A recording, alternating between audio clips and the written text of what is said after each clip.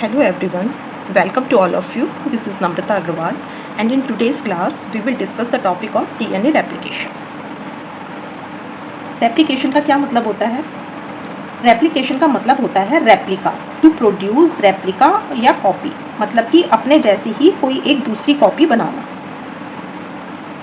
Replication word हम biology में mostly DNA के केस में ही यूज़ करते हैं। तो हम डीएनए रेप्लिकेशन को कैसे डिफाइन कर सकते हैं, यानी कि formation of two daughter DNA from a single parent DNA.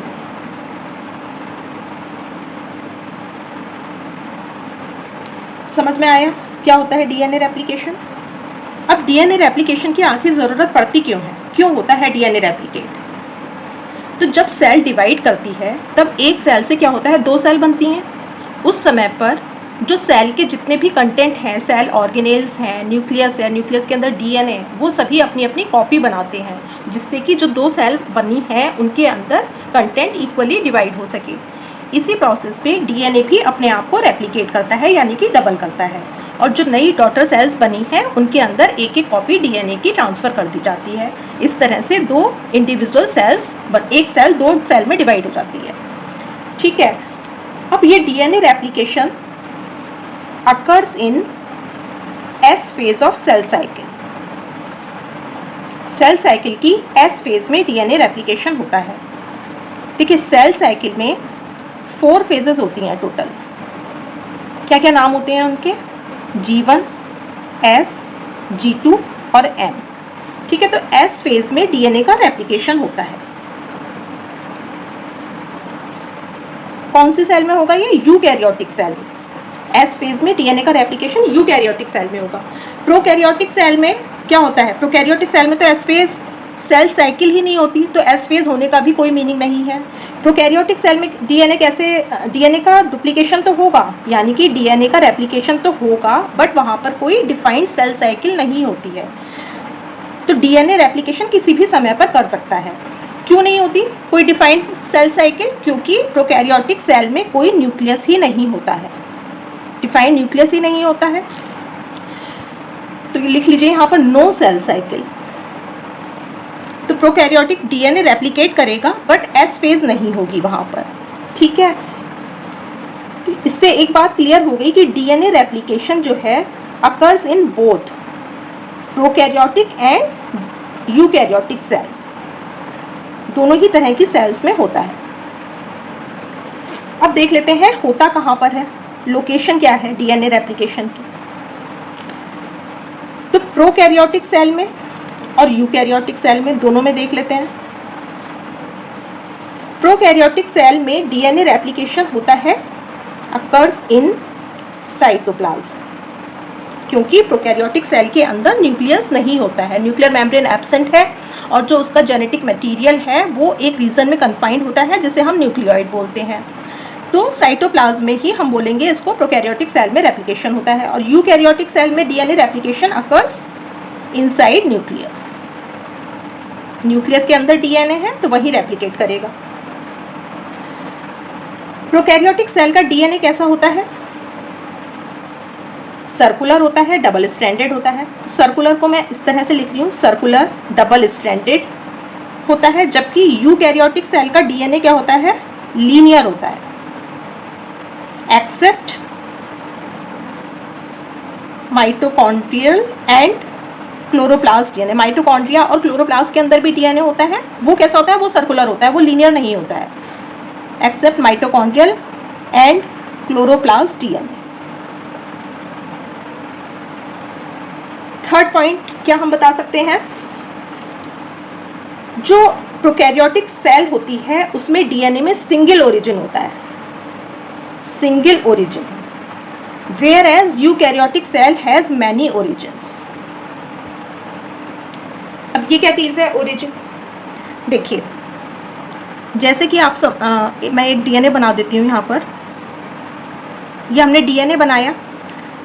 Prokaryotic cell का जो डीएनए है उसमें सिंगल ओरिजिन है। इसका मतलब कि सिर्फ एक ही जगह से डीएनए में रेप्लिकेशन स्टार्ट होगा। ओरिजिन उस पॉइंट को कहते हैं जहां से डीएनए अपने आप को अनजिप करना शुरू करता है for the process of replication. तो प्रोकैरियोटिक सेल का डीएनए क्योंकि छोटा होता है तो उसमें सिर्फ एक ही जगह पे वो खुलता है और उस पॉइंट को हम बोलते हैं ओरिजिन। जबकि यूकैरियोटिक सेल का डीएनए कैसा होता है, बहुत बड़ा होता है, बड़ा डीएनए होता है इसका। तो यहाँ पर क्या होता है, बहुत सारे रीजन्स पर बहुत सारे छोटे छोटे सेगमेंट्स बन जाते हैं जहाँ पर कि डीएनए अपने आप को रेप्लिकेशन करना शुरू करता है। जैसे मान लीजिए एक सेगमेंट ये है, एक ये है, एक ये है, इनको हम जैसे नाम दे देते हैं R1, R2, R3 and R4। तो अलग अलग रीजन्स होते हैं और हर रीजन में अपना एक ओरिजिन होता है जहाँ से डीएनए का रेप्लिकेशन स्टार्ट होता है, उस पॉइंट को हम बोलते हैं ओरिजिन। तो यहाँ पर बहुत सारे सेगमेंट हैं और इन एक एक सेगमेंट को एक नाम देते हैं रेप्लिकॉन। तो यूकैरियोटिक डीएनए में बहुत सारे रेप्लिकॉन्स होते हैं, जबकि प्रोकैरियोटिक डीएनए में एक ही रेप्लिकॉन होता है और इसीलिए सिंगल ओरिजिन होता है। क्लियर हुआ? तो नेक्स्ट पॉइंट हम इसी के साथ ये लिख लेते हैं कि prokaryotic DNA is monorepliconic, whereas eukaryotic DNA is polyrepliconic. समझ में आया मोनोरेप्लिकॉनिक और पॉलीरेप्लिकॉनिक का क्या मतलब है? ये मैंने बनाया था यहाँ पर प्रोकैरियोटिक डीएनए, क्योंकि प्रोकैरियोटिक सेल का डीएनए साइज में बहुत छोटा होता है तो उसमें सिंगल ओरिजिन होता है। ओरिजिन वो जगह है जहाँ से डीएनए की अनकॉइलिंग शुरू होती है। रेप्लिकेशन करने के लिए डीएनए को अनकॉइल करना पड़ता है, दो स्ट्रैंड क्योंकि उसके आपस में लिपटे हुए होते हैं, तो वो एक बीच वाली किसी एक सेंटर से पोजीशन से अपने आप को अनकॉइल करना शुरू करता है। तो जिस पोजीशन से डीएनए अपने आप को अनकॉइल करता है उस पोजीशन को हम ओरिजिन कहते हैं। यहाँ से अब डीएनए का रेप्लिकेशन फर्दर शुरू होता है। अब यूकैरियोटिक सेल में क्या है, बहुत सारे, क्योंकि लंबा डीएनए है तो पूरा डीएनए एक बार में तो खुलता नहीं है, तो इसमें डीएनए का जो रेप्लिकेशन होता है वो छोटे छोटे सेगमेंट्स में होता है और एक सेगमेंट को हम रेप्लिकॉन नाम देते हैं। हर रेप्लिकॉन के पास अपना एक ओरिजिन होता है जहां से वो अनजिप करना शुरू करता है। ठीक है, क्लियर है ये बात? तो रेप्लिकॉन को हम क्या बोल सकते हैं? रेप्लिकॉन को हम ऐसे डिफाइन कर सकते हैं कि it is the functional unit of replication. Functional unit of replication, ठीक है। और हम इसके बारे में क्या दोनों में डिफरेंस बता सकते हैं? फिफ्थ डिफरेंस इस रेप्लिकेशन रेट का है।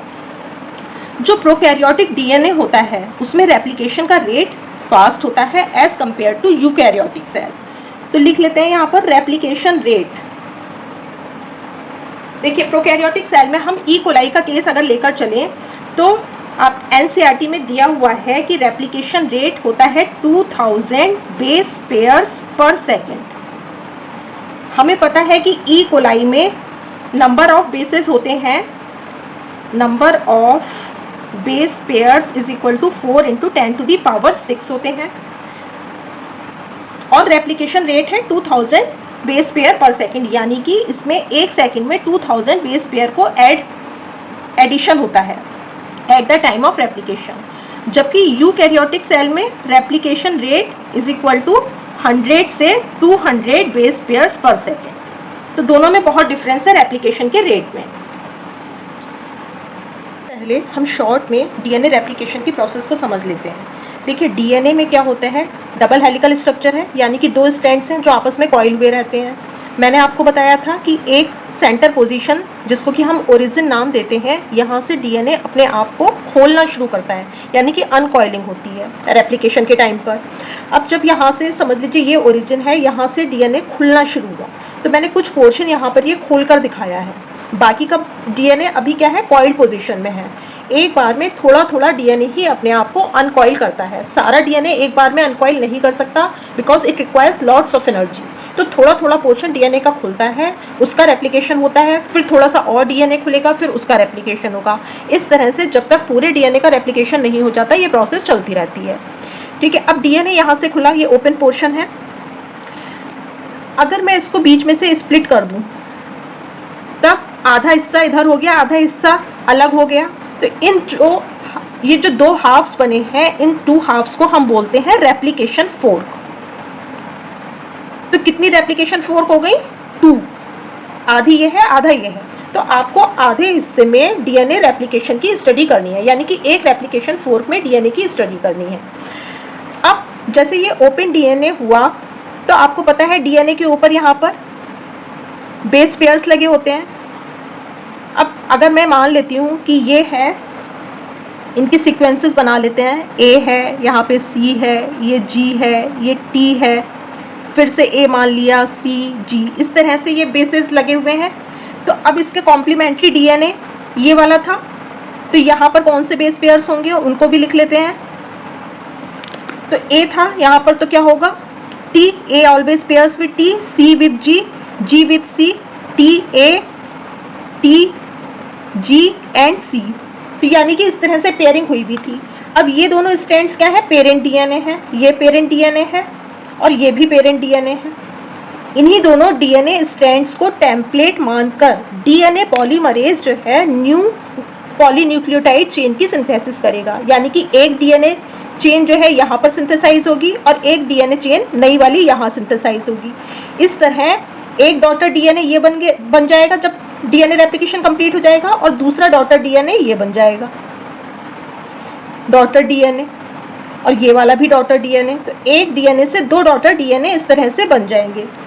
अब जो ये डॉटर डीएनए बनेगा, ये क्या करेगा? यहाँ पर ए था तो इसकी कॉम्प्लीमेंट्री बेस पेयरिंग होगी यहाँ पर, तो यानी कि ए के साथ यहाँ पर टी आएगा, सी के साथ जी, सी, ए, टी, जी और सी, इस तरह से डीएनए का स्ट्रैंड बनकर तैयार होगा। सिमिलरली इस वाले पेरेंट स्ट्रैंड पर इसके हिसाब से यहाँ पर टी है तो यहाँ पर ए आएगा, सी आएगा, जी आएगा, एक टी, ए, सी और जी, इस तरह से ये दो स्ट्रैंड्स बन जाएंगे।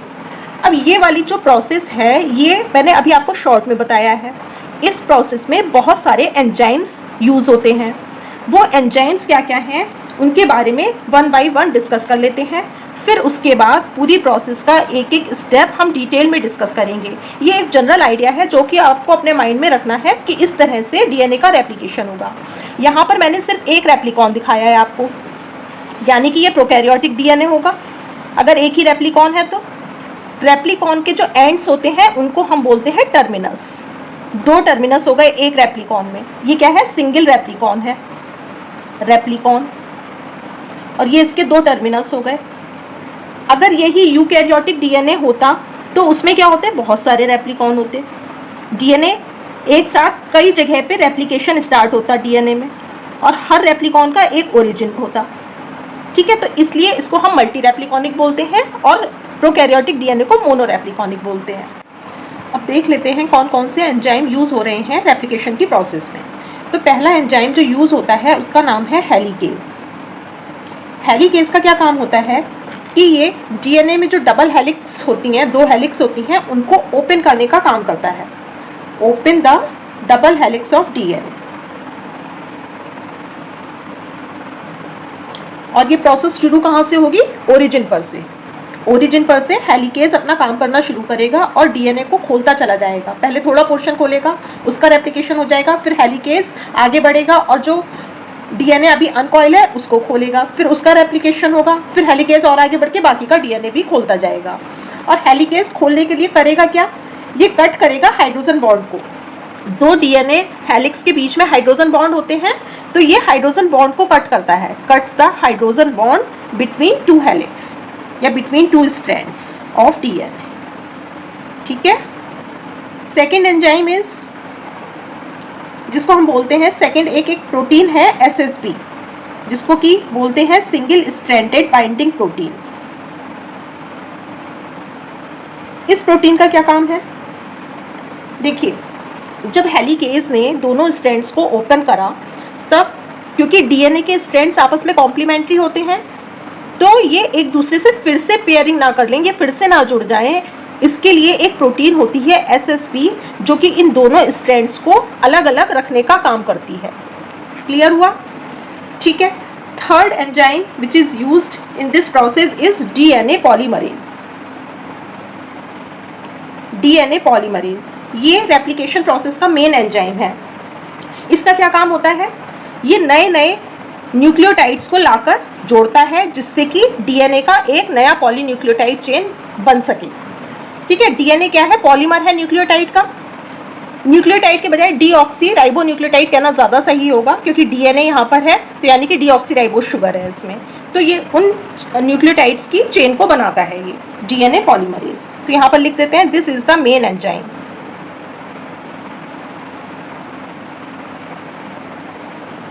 It matches and adds new deoxyribonucleotides to form daughter DNA. DNA polymerase की एक्चुअली 2 रिक्वायरमेंट्स होती हैं। ये हमेशा जब भी न्यूक्लियोटाइड को जोड़ेगा ये 3' एंड पर ही न्यूक्लियोटाइड को जोड़ता है।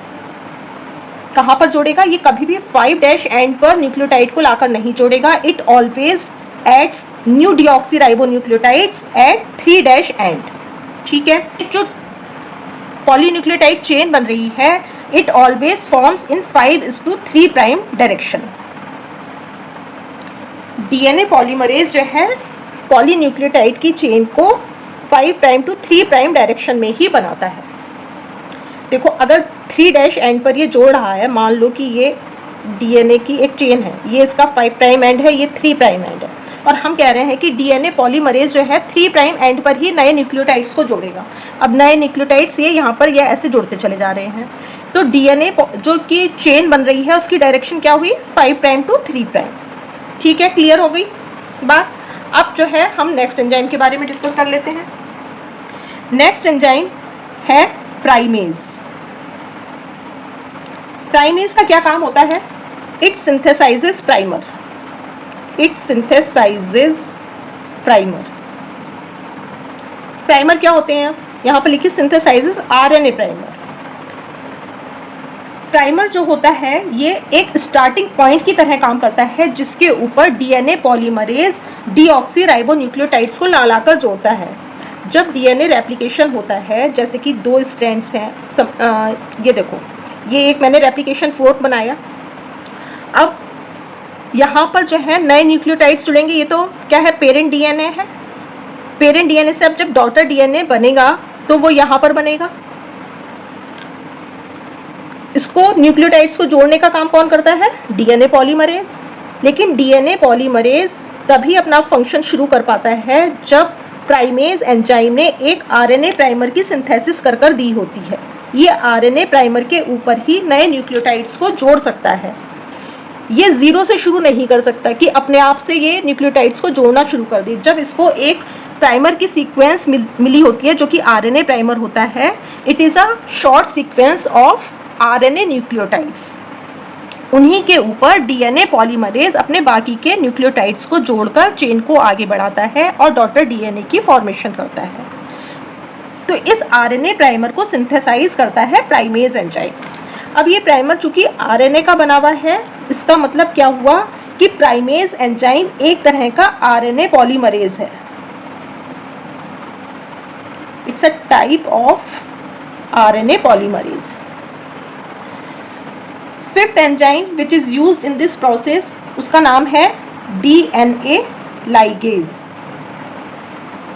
इसका काम होता है निक जॉइनिंग का। ये जब हम प्रोसेस को डिटेल में पढ़ेंगे तब मैं आपको बताऊंगी कि डीएनए लाइगेज कैसे काम करता है, निक जॉइनिंग का काम करता है। And sixth enzyme is topoisomerase. Topoisomerase का काम होता है it removes negative super coiling. इसका क्या मतलब है, नेगेटिव सुपर कॉइलिंग? देखो जब डीएनए यहाँ से अनविंड होना शुरू हुआ ओरिजिन पर से, तब बीच में से ये खुलना शुरू हुआ, डीएनए के दोनों स्ट्रैंड्स आपस में अलग अलग होने शुरू होते हैं।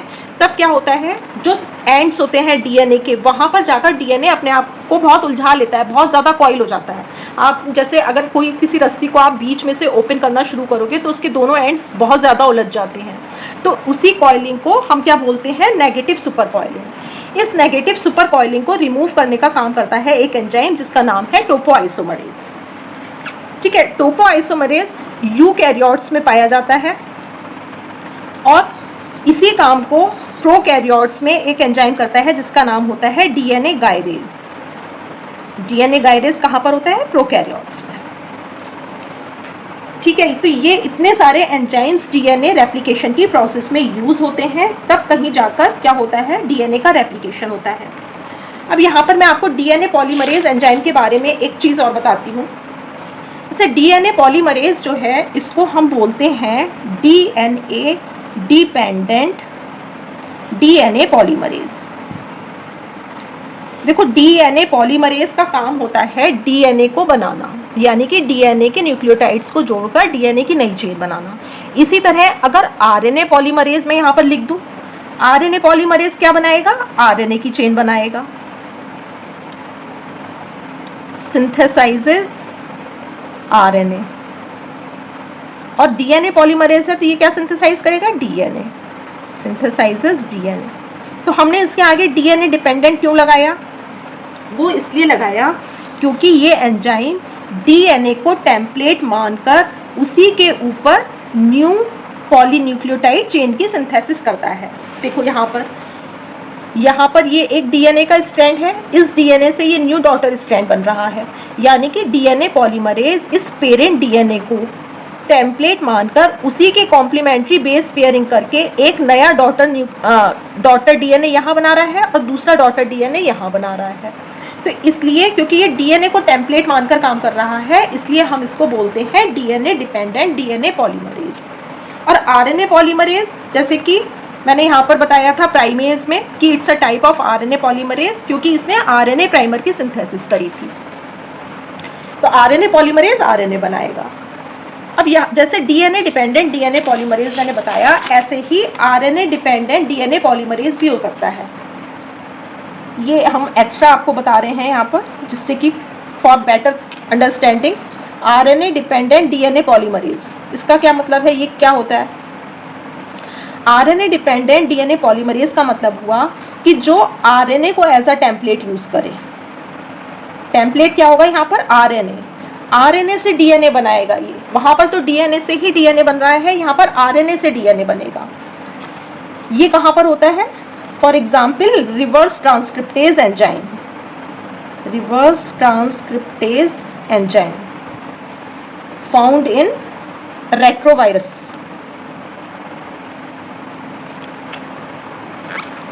देखो, आपको पता है सेंट्रल डोग्मा ऑफ बायोलॉजी क्या है? डीएनए से डीएनए बनना, ये क्या कहलाता है? रेप्लिकेशन। फिर डीएनए से आरएनए का बनना, it is known as transcription. और आरएनए से फिर क्या बनती है? प्रोटीन। ये प्रोसेस कहलाती है translation. This is the central dogma of biology. कुछ वायरसेस ऐसे होते हैं जिनमें आरएनए से डीएनए बनता है, तो इस प्रोसेस को हम बोलते हैं reverse transcription. And concept of reverse transcription was first proposed by Temin and Baltimore. ठीक है, क्लियर है? तो रिवर्स ट्रांसक्रिप्शन में आरएनए से डीएनए बनता है, नॉर्मली डीएनए से आरएनए बनता है। रेप्लिकेशन प्रोसेस के अब कुछ कीवर्ड्स हैं जिनको कि मैं यहाँ पर लिखने जा रही हूँ। Number 1 is replication is semi conservative. Semi conservative का मतलब है कि जो दो न्यू डॉटर स्ट्रैंड बन रहे हैं उसमें पेरेंट डीएनए का हाफ अमाउंट उनके अंदर प्रेजेंट होता है। हाफ अमाउंट नया बन रहा है और हाफ अमाउंट पेरेंट वाला ही आता है। तो यहाँ पर लिख लेते हैं new DNA has half amount of parent DNA. Parent DNA, इस प्रोसेस को हम सेमी कंजर्वेटिव बोलते हैं। सेकेंड पॉइंट है रेप्लिकेशन इज बाई डायरेक्शनल। कैसे है बाई डायरेक्शनल? देखिए, यहाँ जो हमने ये रेप्लिकेशन फोक बनाकर दिखाया था आपको, तो रेप्लिकेशन फोक से डीएनए का रेप्लिकेशन राइट साइड में और लेफ्ट साइड में दोनों डायरेक्शन में प्रोसीड करता है। तो इसलिए हम कह सकते हैं कि डीएनए रेप्लिकेशन क्या है? बाई डायरेक्शनल है। Third point, DNA replication is semi discontinuous. Semi discontinuous का मतलब है कि जो डीएनए के दो स्ट्रैंड, न्यू डीएनए के स्ट्रैंड सिंथेसाइज होते हैं, तो एक स्ट्रैंड, देखो यहाँ पर ये दो पेरेंट डीएनए है, मैंने आपको बोला था कि एक रेप्लिकेशन फोर्क में हम डीएनए की सिंथेसिस को स्टडी करेंगे, ये एक रेप्लिकेशन फोर्क है। एक जगह पर तो डीएनए कंटिन्यूअसली सिंथेसाइज होता है और दूसरे स्ट्रैंड पे डीएनए फ्रेगमेंट्स में सिंथेसाइज होता है। ये कल जब हम डीएनए रेप्लिकेशन की एक्चुअल प्रोसेस पढ़ेंगे उसमें आपको मैं ठीक से समझाऊंगी। तो इसलिए हम इसको सेमी डिसकंटिन्यूअस बोलते हैं। रेप्लिकेशन इज सेमी डिसकंटिन्यूअस, इसका मतलब है on one strand replication is continuous while on another strand it is discontinuous। ठीक, और फोर्थ की पॉइंट है रेप्लिकेशन ऑलवेज प्रोसीड्स इन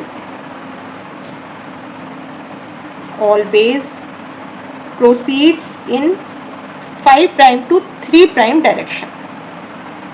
रेप्लिकेशन हमेशा इसी डायरेक्शन में होगा। ठीक है, एक चीज़ यहाँ पर जो आपको बतानी रह गई थी वो ये कि मैंने आपको बताया था ओरिजिन के बारे में। ओरिजिन वो पॉइंट है, इसके बारे में भी लिख देते हैं। ओरिजिन क्या है? The point at which DNA starts अनकॉइल,